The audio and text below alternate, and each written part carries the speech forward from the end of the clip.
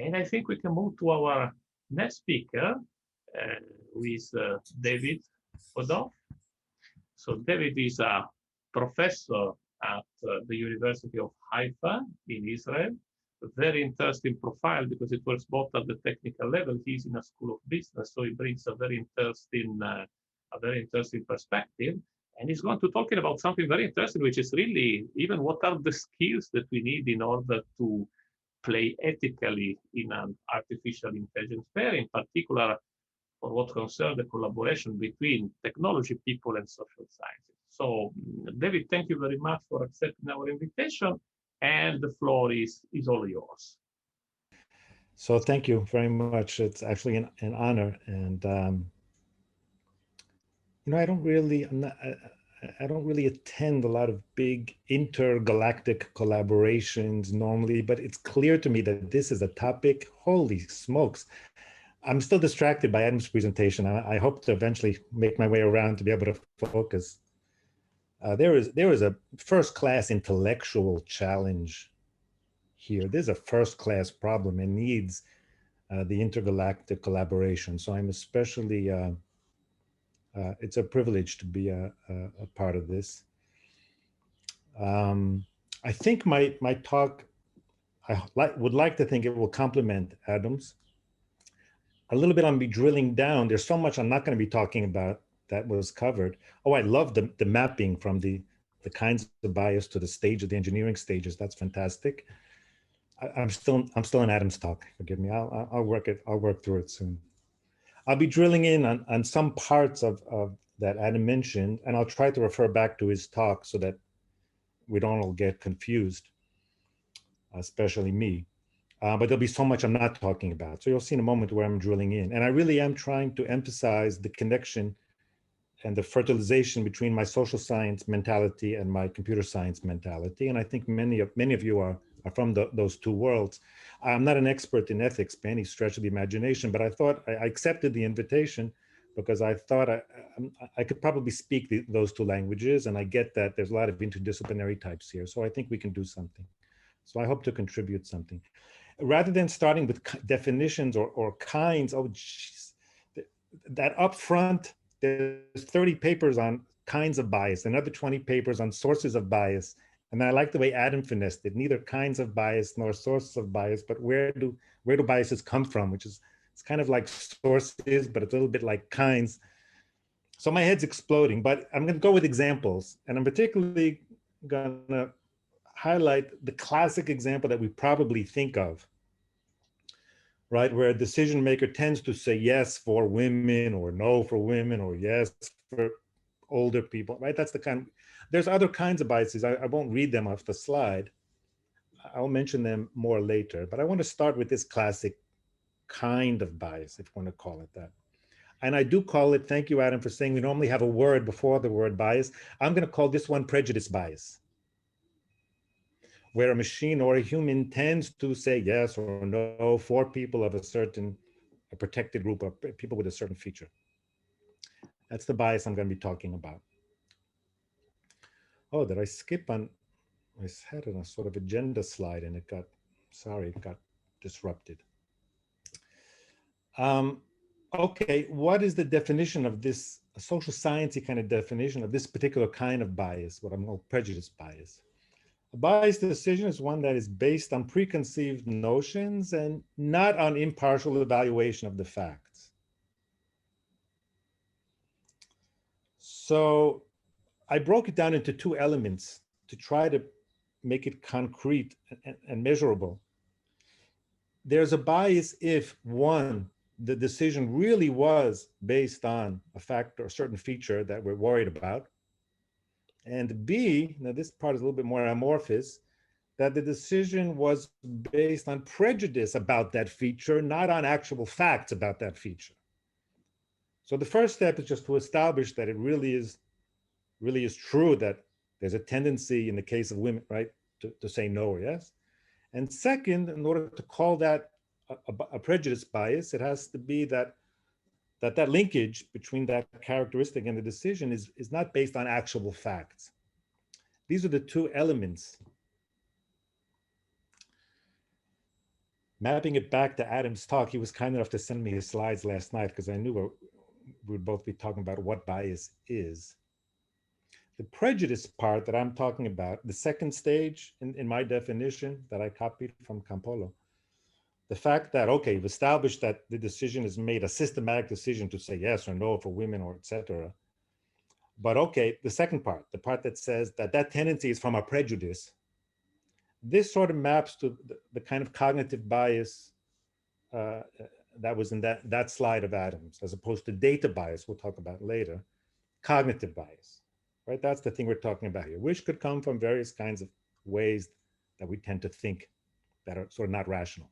Okay, let's get back to the example. So in this example, if I think someone has a tendency to say yes or no when a person is old or a woman, etc., in order to know whether that's bias, I'm going to have to establish first, is it really true?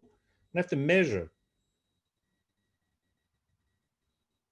in the mentality of side effects. Is that side effect really true about the vaccine? Is it really true that there's a particular, in some statistical sense, tendency as a matter of fact, that it's really true that the person says yes or no when it's a woman or an older person? And B, is that somehow coming from prejudice and not from some fact? So let's see what this means. You'll see right away in my talk, I want to just get to data. In fact, suppose I just gave you a table like this. Let's play professor and student. Let's start the lecture again. I give you a table like this. Is there bias going on here? This is a pattern of decisions. The right-hand column is a decision that was made. And for my purposes right now, it doesn't matter. Apropos Alessandro's question a moment ago, for my purposes right now, it doesn't matter whether it's machine or human. That's a pattern of decisions. Okay, are we in trouble? Is there an ethical problem here? So this was sort of makes your mind super drill in concrete, right? So how do we go about this? Well, I've tried to break it into these two parts. We would look first to see whether is it true as a matter of fact that more people of race X are denied than people of other races. We'll establish that fact. And then once we establish that fact, part two will be, we'll decide whether that seems to be based on prejudice or not. Right? Those are broken down. And if both of those are confirmed, then, oh my God, we have a problem here. It's prejudice bias. All right, which of these do you think will be easier to establish? Part one or part two? Anyone? Part one, which is easier to sort of show? The fact of whether there's a tendency to deny race X more than other races, or whether that's due to prejudice.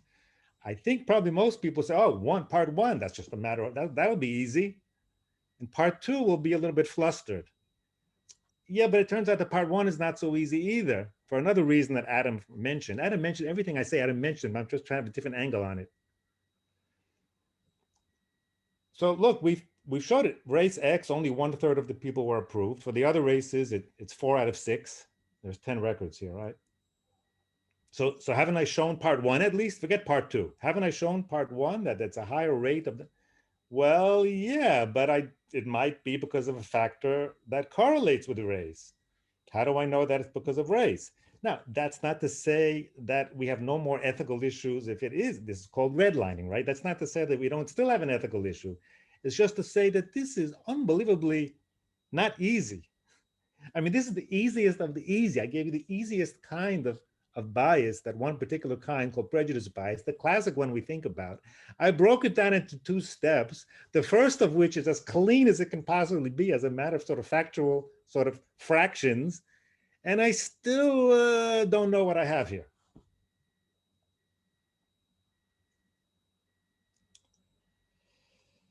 What about part two? Suppose I established part one. Suppose I established that through some statistical magic that really is because of race, actually, and not zip code. Maybe they're not exactly collinear, and I could somehow separate the two, and I figure out. What about part two? How do I know whether it's based on fact or prejudice? So what's missing? What's missing from this whole story? Oh, I half gave you a hint by showing you that half hidden right column with only 80% opaque. What's missing is that right-hand column. Can you see through there? I'll show you in a minute. But if this is the data that you have, you've been asked as a machine learning person to help this company, and I give you lots of data of this kind. They have a history of decisions that they made that they stand behind for the sake of argument.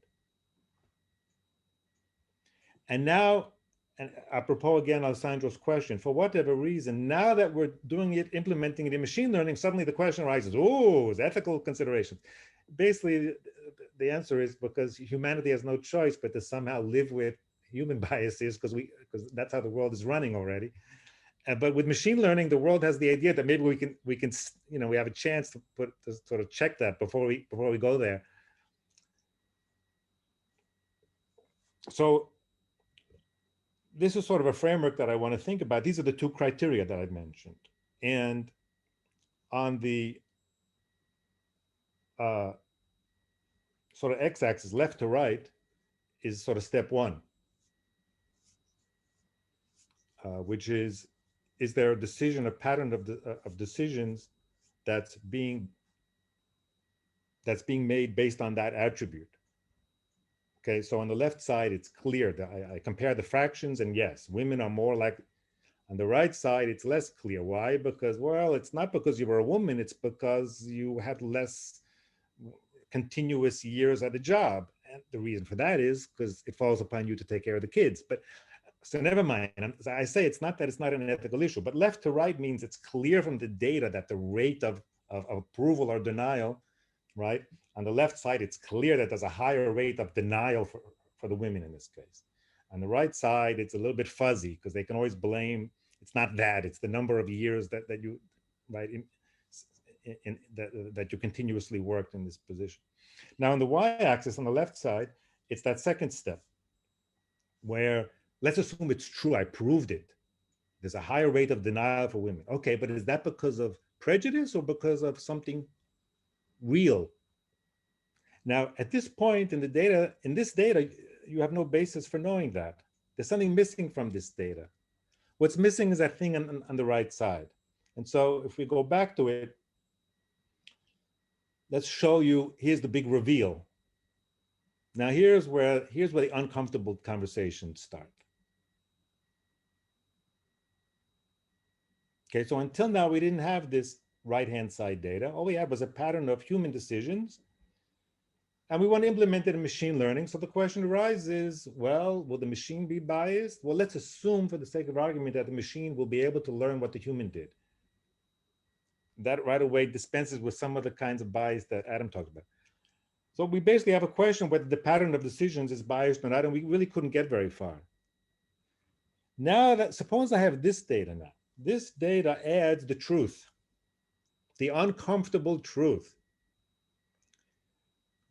What's different about this column is this is sort of, to paraphrase the title, this column says whether the person should have been approved, more or less. I put a big asterisk on that, right? So the second to right column, approved or denied in practice, historically in our bank or whatever, school. And the right column is some kind of measure of should have been. Now, of course, this data is all weird because the people that you denied, if the other banks also deny, then you'll never know whether I'm leaving that aside for a moment. Suppose you magically have this data, whether the person in actuality deserved to get the loan, deserved to be approved. And sometimes you can get surrogates for this. Now, at least I can approach, I'm going to show it this way in a moment. I can approach, I'm just go back for a second. I can approach part two, which is the sort of y-axis here. I can approach whether, here's what it means, whether these decisions that are against women in this case were, hold on, stop, don't throw stones, whether these decisions, which had a tendency to be against the women, were justified by the facts or based on prejudice. Before you pelt me with stones, that's what we're saying here. We're saying if it turns out, in case of race, let's say, that on the right side, that the people with race X did not go on to build a successful business, they should never have gotten a loan. We would have been right to decline them in greater numbers than we decline other races. right in this very narrow sense. I mean, it's society. I mean, these are big questions here, but these two columns allow me to address these two questions of the definition before you could have the starting gate. This column here allows me to decide whether, as a matter of fact, the rate of denial is higher. And this column here allows me to establish as whether that rate of denial being higher was due to prejudice or due to something real. Something real and troubling, but real.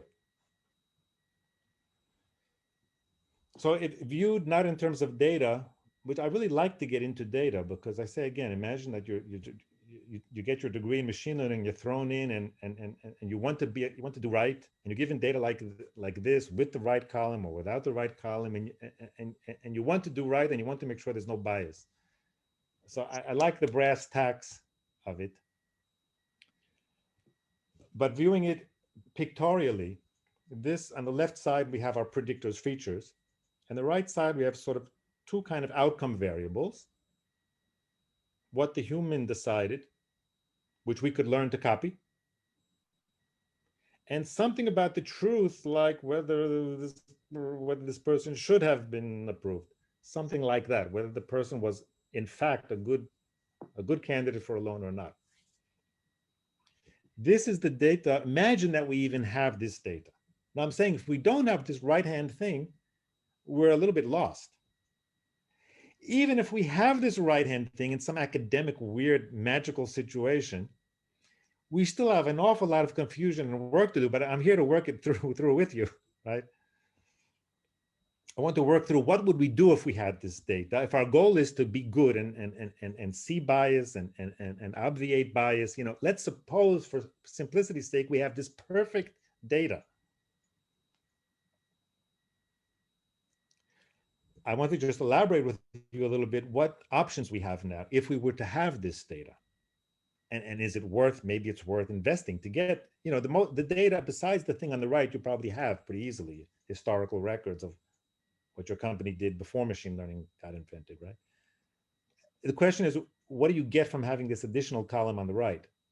You know, what can you do now that you couldn't do otherwise? And the answer is a lot, and it's something to consider sort of as a practicality. So I just want to elaborate with you. Okay, so the first thing that you can do if you have this data on the right is stop having the machine learning imitate the human.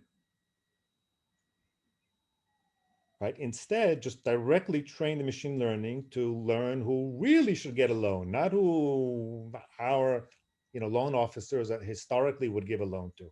Forget all about that. Totally not interested in that. Only interested in the truth, which is fantastic. I won't have the human prejudices to the extent there were. On the other hand, you may discover something very troubling. You may discover that somehow certain types of people are protected and are discriminated against, as a matter of fact. Somehow the true data says don't deserve a loan. Now, between you and me, it's because someone else is discriminating. And then the reason why they don't pay, if it's true that they have problems repaying the loan, it's because some other idiot is discriminating against them, in someplace else in the universe. But never mind, it's not. Well, obviously, if you're working with this data, you have much more power, but you have to be willing to face deep problems. By the way, it could be, I say a minus sign, it could be that this is a sign that race really is, or women really don't stay at the job so long. Again, between you and me, why does a woman not? Because she has to take care of the kids. And why is that? Because the men make her. Never mind, I'm not going to solve the whole world's problems right now, but just so you understand, if you have data like this, the stakes are much higher. By the way, you could discover a minus sign like that because of something that Adam called data bias. I don't want to get into it right this second, but you could discover a minus sign not for reasons that are itself sort of artifacts. I want to leave that aside for now. Point is, if you have both these outcome variables, you have not just historical data, but you have some indication of what would have been the right decision. What would have been the right decision? Not what did the doctor decide or the loan officer decide. I somehow pay extra money. I sit down with some experts. Think of it that way. I sit down with experts now with cool heads, and I go through which patient really should have gotten approved, or which loan really, and I have hindsight. I have financial records 10 years hence. This 10 years earlier. Now I know how that person performed 10 years hence, or with the doctor. I know how healthy that person was on that drug 10 years later. This is the matrix that I have now. Now, the top left, obviously, everyone understands that's bias. Bottom right, less. This is the, right here, this uh-oh is where we were a moment ago. Yes, those people are denied, they're not given approval, but the data shows that in some sense it's justified. Say again, before you pelt me with stones, I don't mean justified and the whole world is a fair place. I just mean that in terms of, there's some, it's not as simple as it was due to prejudice. It was based on something factual. It's the right-hand column.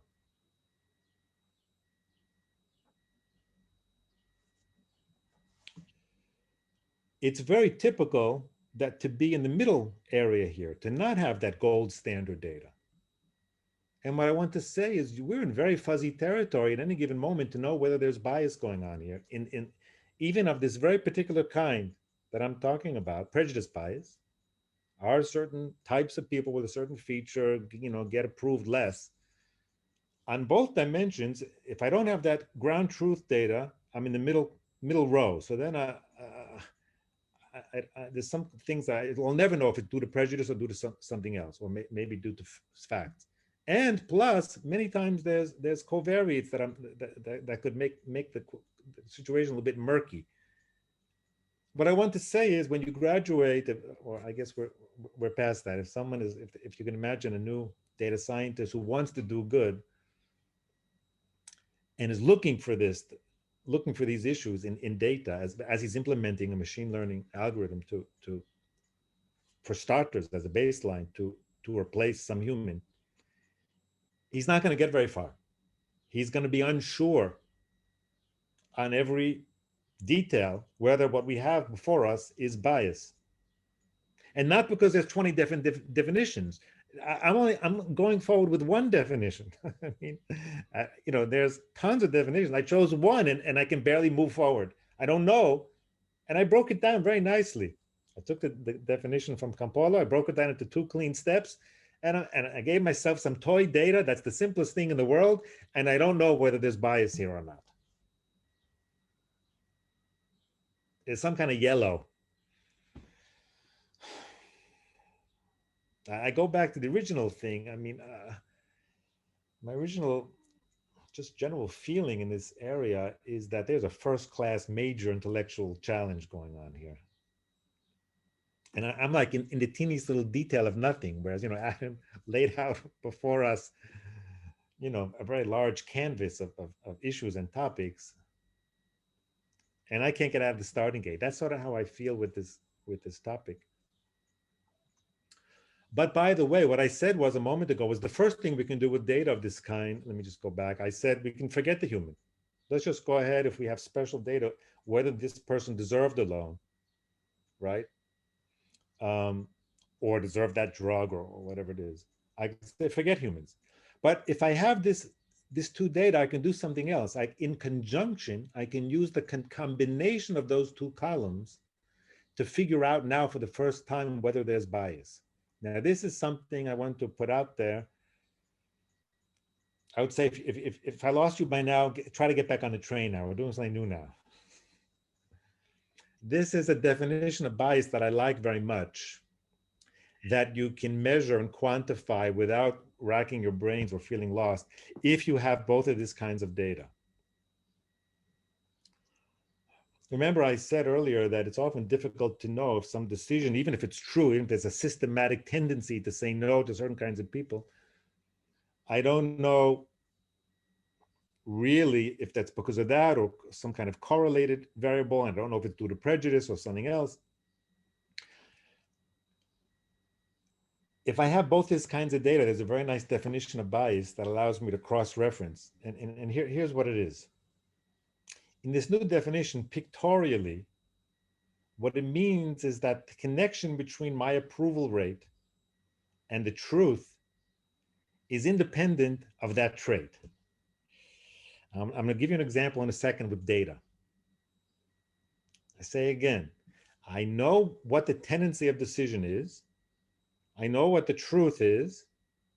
If the tendency of decisions, it could be that the tendency of decisions is not 100% accurate. Okay, but if it's more inaccurate, right, comparing the pattern of decisions to the truth, if the pattern of decisions deviates from the truth more for certain groups than others, I call it bias. And this obviates the need to divine what the decision maker was thinking. Was it because of the zip code or because it just, I'm not interested in what you were thinking.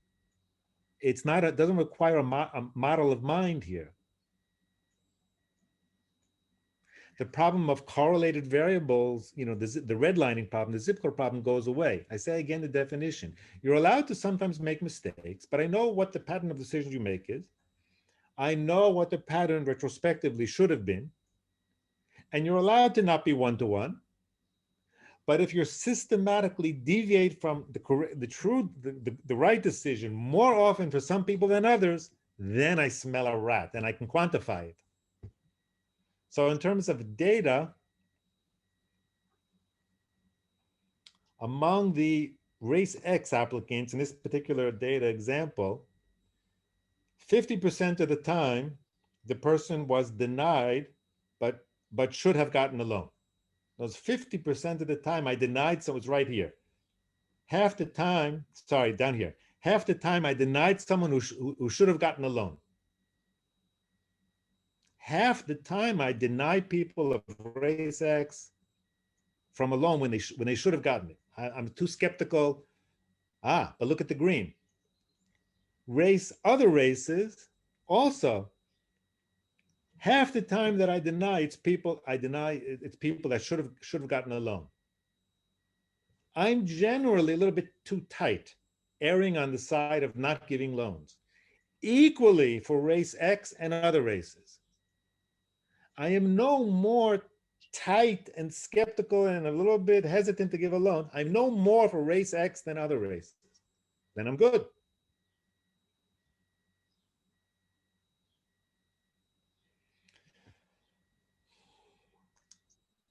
I forget who first, I didn't have the citation here, invented this kind of, it's a little bit of an academic exercise because maybe you're thinking you don't often have the right-hand side data.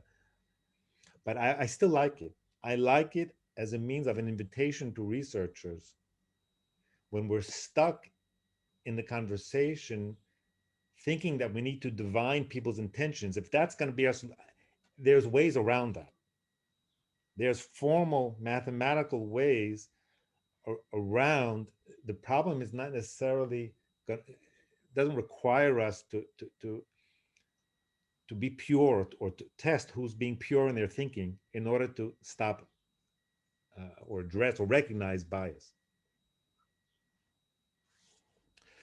I don't know if this is the last word in research on bias, but I like this definition because it takes me out of the struggle of, I said before, using the normal definition, I'm a little bit lost whether I'm in yellow a lot of the time, a lot of amber going on.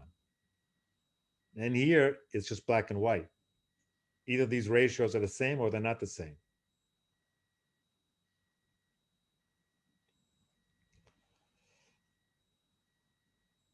So what I have until now is, this is a chart that I have, assuming I have both these kinds of data. It is possible to know where you are more or less. And even if you're not 100% sure where you are, you know whether you're more green or more red when you look at data. And now I want to take a step back.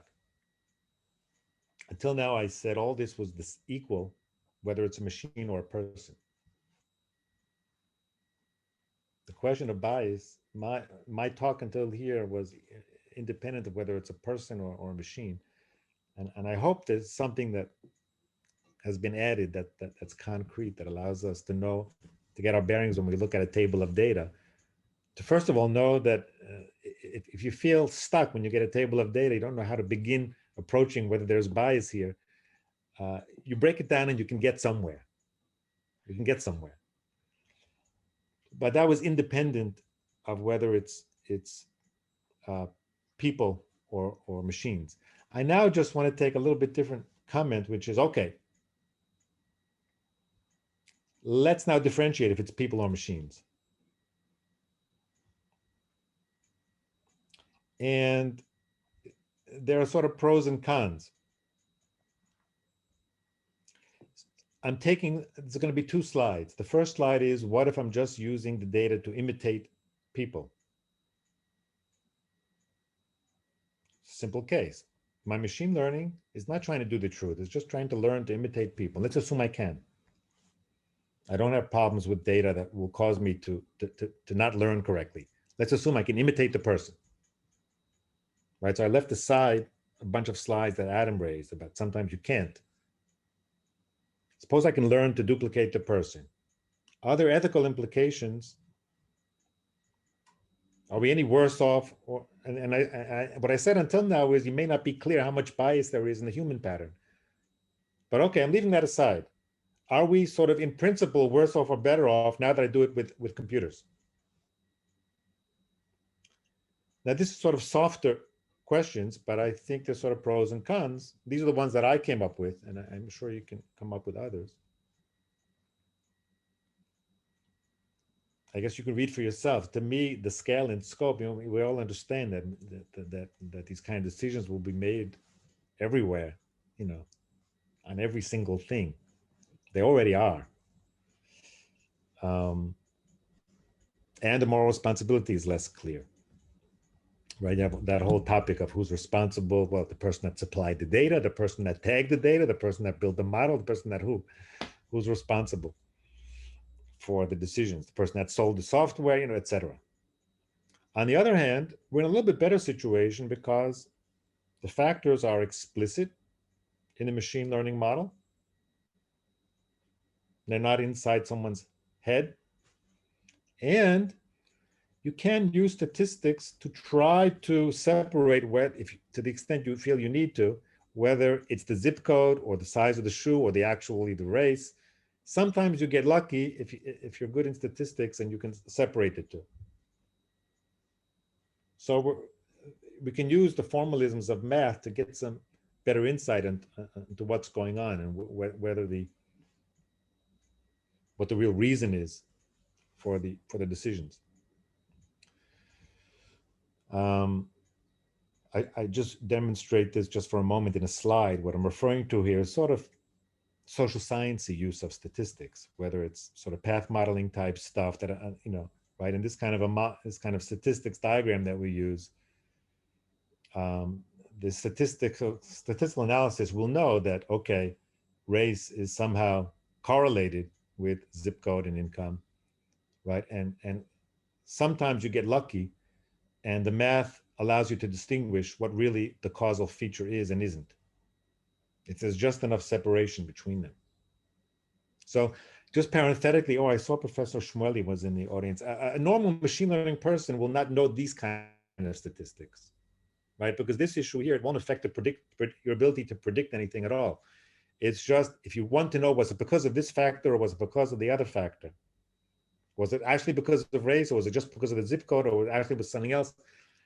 This is not the kind of statistics that machine learning people are interested in. This is a sort of for the purpose of explaining, as Professor Shmueli a long time ago helped clarify, put this issue on the map.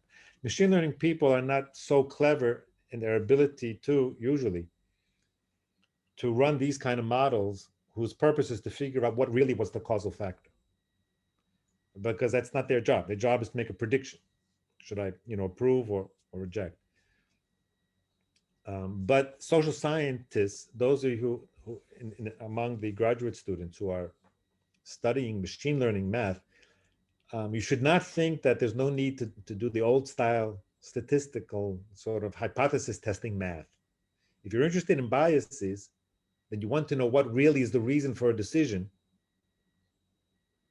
right? If you just want to imitate the human, then you just need machine learning math. If you're concerned about biases and you want to know, wait a second, in the pattern of human decisions that I'm implementing, is the reason for that pattern because of race or because of some covariate of race, right? You need a different kind of math. You need some kind of path modeling, PLS type of stuff. This is social science type of stuff where we want to know what factor causes what other factor, right? Causal connections, not predictive connections, causal connections. So go ahead and take, if you're interested in bias and preventing bias and spotting bias, according to whatever definition, you want to take these advanced courses too, not only your advanced machine learning courses. It's like different people, different courses very often. This is what we used to call hypothesis testing statistics, not sort of predictive model statistics. Okay. If Professor Schmerli is out there, thank you for that. I know it was one of your early articles, but it had an influence on me a long time ago. So now I got the same slide again, but this time, suppose I'm not sure. So even when we're just replacing the human, there are some ethical implications here. But suppose now we're not replacing the human. We're learning from the true data. Forget the human. I'm not even interested in the pattern of humans. Yeah, if you want me to analyze whether the humans used to be biased, I'll analyze, but forget that. I'm moving past that. I have real data, I have truth data, I have machine learning. I'm going to go right over the heads of humans. I'm not interested in whether they used to be biased. Right? What about now? Are we in a better situation now? I think now we're in a better situation. I'm in favor of this kind. I'm in favor of truth data. Even though you can get pelted with stones and you can be raising some very tricky results. I believe you're better off with machines than people when the machines can be trained from what should have been the decision. Although on the bottom right, I say be very careful what you might find. But I'm saying if you're not afraid of truth, you're not afraid of tough questions, then this is what you want. You want that kind of data. You want to train your models on that, and then you deal with the consequences. Go right over the heads of that historical data, what the loan officer used to do. I mean, that's interesting as a curiosity, but if you can get the true data, you want to go there. That's my personal preference. I have a couple of postscripts, but I want to skip them for a second. Oh, look at that. My main, something strange happened to my outline slide. My outline slide disappeared. I want to sort of bring to a close. That was sort of my main focus was somewhere at the intersection between sort of looking at, I'm just going to look at a slide with data on it.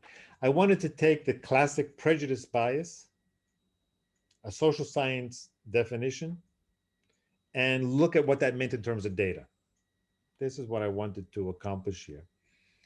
And I guess I would summarize by saying it's a tough problem to even know where you stand, but you can get insight and you can break down the problem. And even just, I'm sorry, but even just having a clear focus on the difference between the two right-hand columns is helpful in my mind when you're thinking about what the machine learning is aiming to do. In my just final couple of minutes, I just wanted for a moment to talk about two topics, one of which is totally social science unrelated to machine learning until now, but I think it's curious why. And then another topic that's just purely technical, nothing to do with, there's no intersection now. When I first started reading about bias in decision-making, there's a giant literature on biases in decision-making that machine learning is not talking about at all, as far as I know. People are just biased with themselves, not that I'm biased against you. I'm just biased. I make weird decisions, right? And so people have a tendency when they're sad to say yes or to buy or whatever, It's not against you. On Fridays, people I'm not prejudiced against Thursdays, right? On Fridays, that people tend to say yes on Friday. It's not because it's a prejudice against Sunday through Thursday. It's just right. So it doesn't have the same loaded thing about a prejudice. Not a prejudice bias. But I just wanted to put out there for a moment. Normally, when we talk about biases in decision making in social sciences for 30 years before machine learning came along, this is what we were talking about.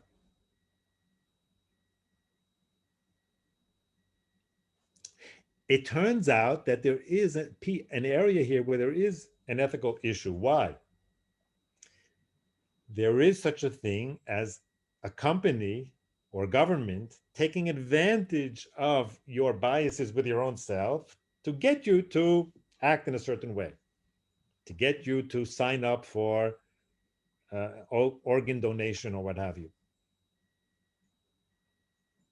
So it's not an ethical issue, but I just wanted to say that there's ethical issues in bias in decision making, and they have nothing to do with someone being prejudiced against someone. It's this whole nudge, area, influence, the ethics of influence, great book. I'm just putting that out there, and somehow curiously, the machine learning world hasn't yet it doesn't really intersect so much with this area. Now, I know that many of you out here in the talk today, in the meeting today, are really sort of from social science, and I know that that's what you used to think bias in decision making was about. It's about these topics. So yeah, those topics are still out there, and they have ethical implications. And somehow that's not the topic that intersects with machine learning. I'm curious when it's going to.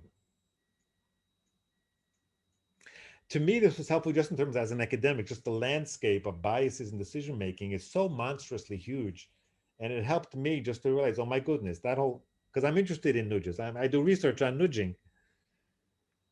And it took me a while to realize that that's a whole area of bias that it's not really related to sort of the prejudice bias and machine learning bias that we normally talk about. So, okay, I sort of bracketed that off and I felt better about it. And then the opposite, I wanted to mention one machine learning issue that's nothing to do with social science. And that's what machine learning people call bias variance trade-off. Just those of you out there in computer science, there could be a kind of connection between the formal definition of bias in the statistical sense. I can make a case that's the same, but I just want to put out there that those of you who come from machine learning background and you read papers on bias or bias versus variance in machine learning, that's a different kind of thing. But it's also, I bracket that off. That's where machine learning and social science don't intersect so much. And Adam also mentioned this definition as a statistical definition. My version is almost identical, but a biased decision rule is one that is learned from a given training set and therefore is different from the true decision rule. Basically, okay, in distilled form, social science bias is when decisions are influenced by preconceived notions. And in machine learning, bias is when the decision rule that you learn from data is different from the true one. I'm skipping a little bit, but just to look pictorially. So if this is the true function in machine learning, I'll take 1 minute just to show you what bias means in statistics so we understand how this is a different topic. Right, here's the true function. We don't know it, but that's what it is. And so because there's random error in life, the data points look like this. And it doesn't matter whether x-axis could be age and y-axis is, how much loan, just to continue with the loan example, what the dollar amount is of the loan that I give you, whatever. Okay, or something like that. Yeah, I give bigger loans to older people because they're more stable, etc. Okay, whatever. Right, so this is the true function. And here's some data. Okay, based on this data and given a linear model, right there's your modeling bias. This is my regression model for this set of data. For those blue dots, that's my regression model. Take away the blue dots, what am I comparing now? The true function and my learned model. Suppose I had different data samples. Suppose I had a slightly different data set, which I could have had. I would have gotten a slightly different regression model. Now is the definition of bias. Bias is the expected error the expected difference between a line and the true function.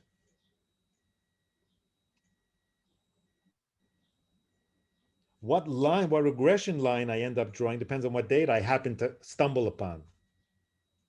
And it could be that on average, the average of those lines exactly falls somehow miraculously on the true function. But that in expectation, there'll be a distance between the line that I draw, which just is a function of what what data sample I happen upon, and the true function. That expectation is in machine learning what they call bias. And when you have all these papers on bias variance trade-off, that's what they're talking about. Whereas variance would be sort of the difference between those straight lines. Whereas bias is the distance in expectation between a given line and the true function. Okay, how does this relate to prejudice bias, machine learning bias? I could make the case, but you understand right away, I could sort of, oh, it's the same thing. Let me just skip through this stuff. This kind of bias in Adam's talk was this stuff, mostly because of simplifying assumptions in the model, etc. This kind of bias, I can make a case that it's related. All I have to do is put on the axis age and race and put on the y-axis a proof alone, and right away you realize, oh my goodness, it could be actually almost the same thing like prejudice bias. But but it has a different flavor. I'm just going to skip all that. Somehow, I really, honest to God, I don't. Something weird happened with my slides. I have to apologize for that. My outline slides disappeared. I don't know how that happened. I want to conclude again. Besides the thank you, there was an enormous amount of work here. I tried in my talk to drill in a little bit on the teeniest, most concrete, and managed to get confused even there. And the most concrete kind of example with one table of data and a very particular definition of bias. I think to me, the lesson is that one needs collaboration and that one must not be discouraged in practice by taking small steps. I think it's going to be a while till there's a magic button and you have the whole pipeline set up, that you're obviating bias at all steps according to every possible definition in the best possible way. I think if you have one table and you're able to identify a possible kind of bias at a certain state, I think you're way ahead of the game. And I think it's going to take us decades to wrap our mind around the entirety of the question. And I will end with that.